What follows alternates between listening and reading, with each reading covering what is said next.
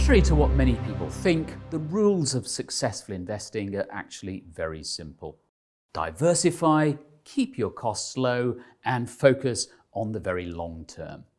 Two of those things are easy to do, but the third, taking the long view, can be anything but.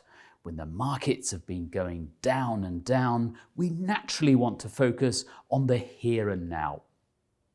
Bear markets are a test, a very stern test of investor emotions. So when we go through a bear market, when we see losses in our portfolio, when we see bad news about the economy, about financial markets, then we feel anxiety, we feel worry, we feel panic.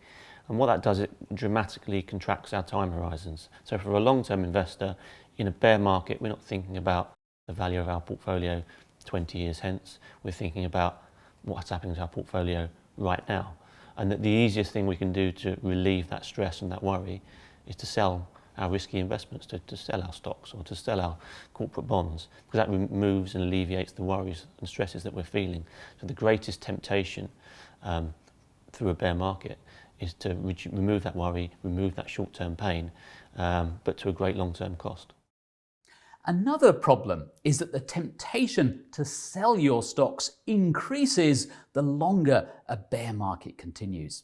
The point at which investors are most pessimistic is the worst possible time to capitulate.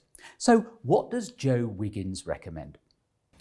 I think there's a couple of pieces of important behavioural advice for bear markets. One is to go into investing in risky assets with our eyes open.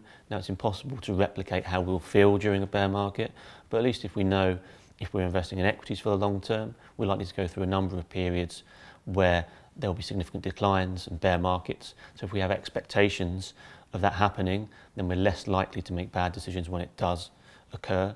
I think during bear markets, it becomes ever more important to try and shut yourself off from the noise, the negativity, and from the willingness or desire for us to check our portfolio consistently. Because again, every time we do that, we're creating decision points where we think, well, if we just sell this and all this stress and anxiety I'm feeling, I can remove that, even though it might make things far worse in terms of meeting my long-run objectives.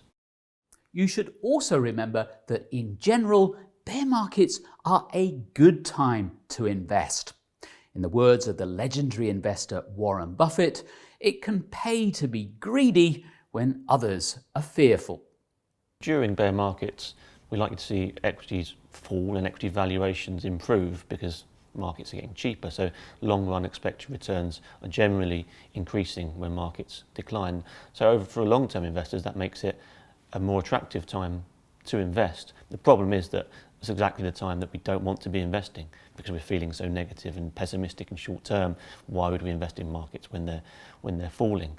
The best route to dealing with this and trying to exploit that opportunity is to try and make sensible, systematic investment decisions and plans. So before we're in that emotional state of a bear market, if we're investing regularly into markets on a monthly savings plan, for example, then it takes that decision point away from us and allows a systematic decision to make unemotional decisions into what might be attractive times for long-term investors.